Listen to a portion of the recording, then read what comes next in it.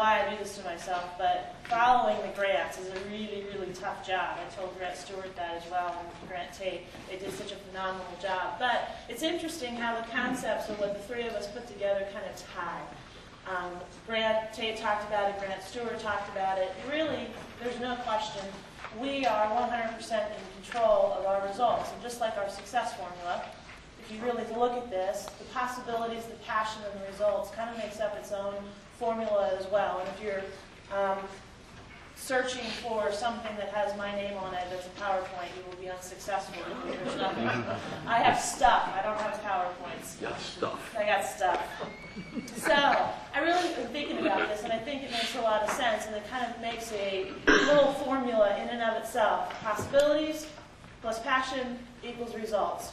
And the people that you talk to, company decision makers, business owners, just people in general, most everybody, if you ask them the question, what do they want to see differently, they're going to be able to answer that question with something. I want this, I desire that, I'd like to see this happen. And this is where I think, and this is where the tie is with what Grant was talking about with 10,000 hours and Grant Stewart yesterday with some of the mental models.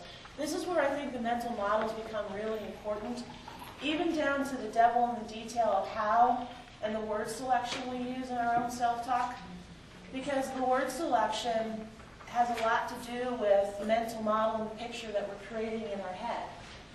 Want just basically means to desire something. You know, if I'd like something, it means that I'm kind of attracted to it. It really is not very definitive. And desire means to hope, also not very definitive. And if you really think about that detail, it creates a mental picture that's not very definitive about what we're looking for. We say we want it, but how definitive does that need to be? And with Grant Stewart's conversation yesterday, if you think about it, if you transfer desire into intention, you're actually creating kind of a scarcity model. Because what you're focusing on is what's missing, not what you want to accomplish. And that really kind of ends up having people feel sorry for themselves, kind of that victim mentality. This is what I want, this is what's missing, and that's what we're focusing on. And it's scientifically proven. Grant touched upon it yesterday. There's a whole bunch of science out there. We don't have to get into it today. But our brain only focuses on what we can see. Albert Einstein was even famous for saying that you have one major decision that you need to make in your life.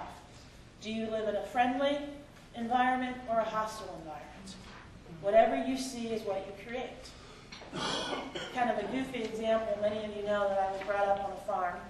And it's a lot of history. The house that I grew up in was built in 1807. It's a huge, large stone farmhouse. 6 generations of my family have lived there, with my niece and nephew being the 6th generation. No one in my family ever had a key to that house until my brother had kids. It was the way we were brought up. No one's going to walk in the house and take anything. It's that whole concept of what Albert Einstein is talking about. Do you live in a friendly environment? I don't even know if a key exists. I actually, as I was putting this together, needed to ask my parents if there was actually a literal key. I never saw one. You know, your kids go to school, they have a key to get back in the house. Never had one. So it's that mindset that we're creating. Because if we have that mindset of scarcity, when we set goals, what happens? We have a tendency, we set it, we go through the exercise, but if our mental model is that of scarcity, we mentally unset it. This is what's going to get in the way. This isn't going to work. You know, this is not going to happen. All of those things, but we mentally unset it. We go through the exercise and then we mentally unset it. And what happens then is that we start looking for answers outside ourselves, because it couldn't possibly be us. Both Grants kind of talked about that. It couldn't possibly be us.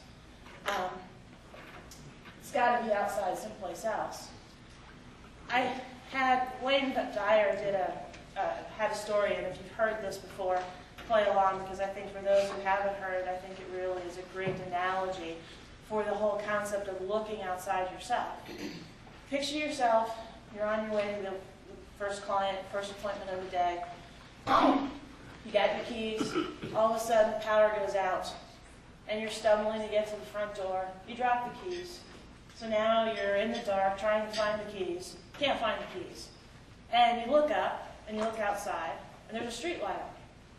So you just say, oh, okay, I'm going to go look for my keys out there because there's light out there. So you go outside, and you're looking for your keys, and your neighbor walks up and says, Tammy, what are you looking for? I'm looking for my keys. Neighborly guy that he is says, let me help you. Start looking for the keys. And then all of a sudden the neighbor guy goes, so where exactly did you lose your keys? Well, they're in the house. And he just looks at you and goes, well, why are you looking out here? Well, there's light out here. We have a tendency to not look inside. We have a tendency to look outside. George Bernard Shaw says, those who cannot change their minds cannot change anything.